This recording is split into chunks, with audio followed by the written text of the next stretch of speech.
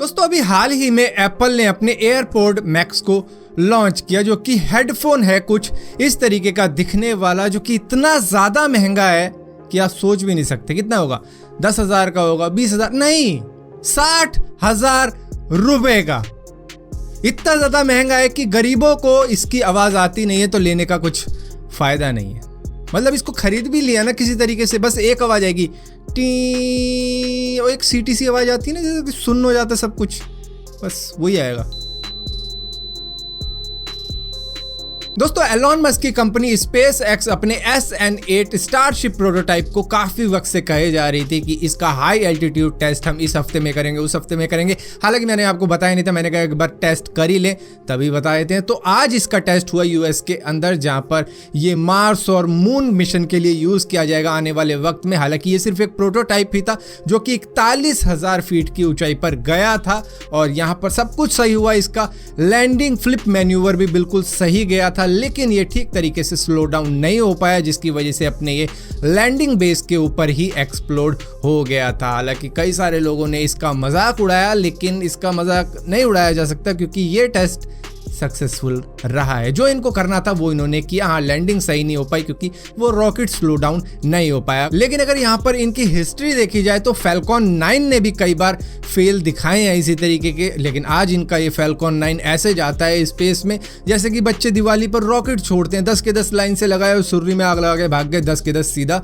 हवा में गए। तो ये इस तरीके से अपने फैल्कॉन 9 को आज यूज करते हैं, बल्कि ये रियूजेबल भी है। सो यहाँ पर ये कहना कि ये फेल हो गए हैं बिल्कुल भी सही नहीं रहेगा। हालांकि 48 मीटर का एक प्रोटोटाइप ही था, लेकिन एक्चुअल में स्टारशिप रॉकेट का साइज होगा करीबन 120 मीटर, जो कि दुनिया का सबसे बड़ा रॉकेट बनेगा, जो कि मार्स और मून के लिए यूज किया जाएगा। दोस्तों इन सभी रोबोट्स को तो आप जानते ही होंगे, बोस्टन डायनामिक्स के हैं ये सारे के सारे। लेकिन अब बोस्टन डायनामिक्स सॉफ्ट बैंक की कंपनी नहीं रह गई है, क्योंकि ये बिक चुकी है Hyundai मोटर्स को, जो कि साउथ कोरिया की एक कंपनी है। इसकी डील हुई है करीबन $1 बिलियन में। तो अब अगर आप ये रोबोट्स कहीं पर देखो किसी वीडियो वगैरह में, तो वहां पर आपको Hyundai भी नजर ही आने वाला है, क्योंकि अब बोस्टन डायनामिक्स Hyundai की हो चुकी है। दोस्तों हम सभी चाहते हैं कि अपने घर में एक बड़ा सा टीवी लगाएं। पहले 32 इंच काफी ज्यादा बड़ा लगता था, लेकिन आज लोग 43 इंच का लगा लेते हैं, 55 का लगवा लेते हैं, ज्यादा से ज्यादा 75 का लगवा लेते हैं। लेकिन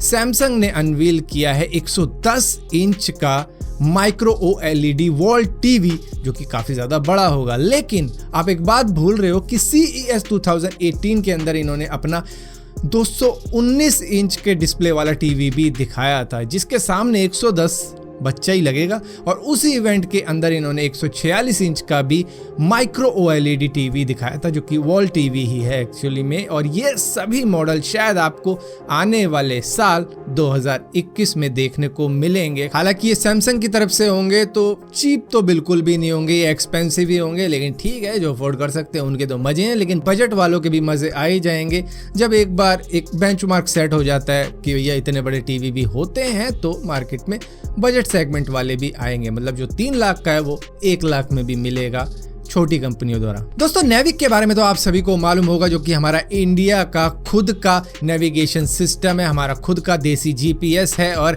Indian regional navigation satellite system के अंदर ही आता है, जो कि करीबन 8 मौजूद हैं स्पेस के अंदर, जिसको अब अप्रूवल मिल चुका है इंटरनेशनल मैरीटाइम ऑर्गेनाइजेशन से, जिसकी वजह से हम US, रशिया और चाइना के ही सामने आकर खड़े हो चुके हैं। मतलब उनका खुद की भी सैटेलाइट मौजूद है, जो कि वो यूज करते हैं अपने खुद के देश और अपने आसपास के देशों पर निगाह रखने के लिए। तो उसी चीज को अब हम कर सकते हैं, जिसके अप्रूवल की वजह से हम अपनी बाउंड्री से, जो कि हमारे देश का बॉर्डर है, उससे 1500 किलोमीटर दूर भी देख सकते हैं कि आसपास क्या चल रहा है। दोस्तों रशिया की कोविड-19 वैक्सीन के बारे में तो आपको मालूम ही होगा, जो है स्पुतनिक 5। तो यहाँ पर इन्होंने अपने करीबन 1 लाख सिटीजन्स को ये लगाई भी है वहां पर, जहां पर रशिया के ऑफिशियल्स की तरफ से अब एक वार्निंग जारी की गई है कि भैया आप अवॉइड करो अल्कोहल को, जिनको भी स्पुतनिक 5 लगाई जा रही है करीबन 2 महीनों तक के लिए। जबकि रशिया दुनिया की 4थी लार्जेस्ट अल्कोहल कंज्यूमिंग कंट्री है, मतलब इतना ज्यादा वहां पे अल्कोहल कंज्यूम करते हैं वहां के लोग। और उनको रोकने के लिए कहा गया है कि भैया जिसको ये शॉट लग रहे हैं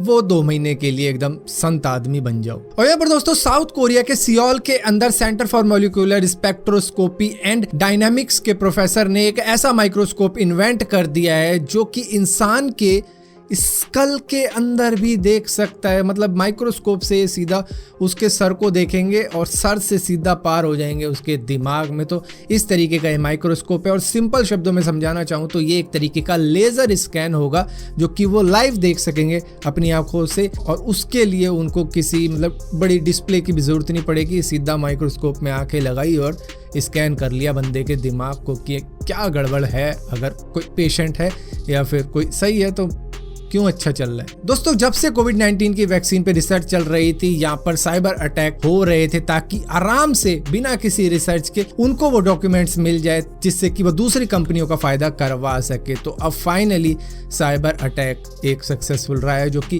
पैफिजर और बायोनटेक के ऊपर हुआ है, जो कि कोविड-19 की वैक्सीन है। ये दरअसल यूरोपियन मेडिसिन एजेंसी के ऊपर हुआ था साइबर अटैक, जहां से इन दोनों ही वैक्सीन का डेटा गायब हो चुका है। हालांकि कंपनियों का कहना है कि यहाँ पर पर्सनल डेटा गायब नहीं हुआ है उन लोगों का जिनके ऊपर ये ट्रायल किए गए थे, लेकिन जो ये वैक्सीन थी उसका डेटा जरूर ब्रीच हुआ है। सो फिलहाल के लिए दोस्तों इस वीडियो के अंदर इतनी अपडेट्स थी। अगर वीडियो आपको पसंद आती है तो इस वीडियो को लाइक जरूर करना, शेयर जरूर करना, और इसी तरीके की और भी वीडियो को देखने के लिए, अपडेट्स को पाने के लिए इस चैनल को सब्सक्राइब जरूर करना। सब्सक्राइब किया तो बेल का आइकन जरूर दबाना, वरना आपको मालूम नहीं चलेगा मैंने कोई वीडियो डाली भी है।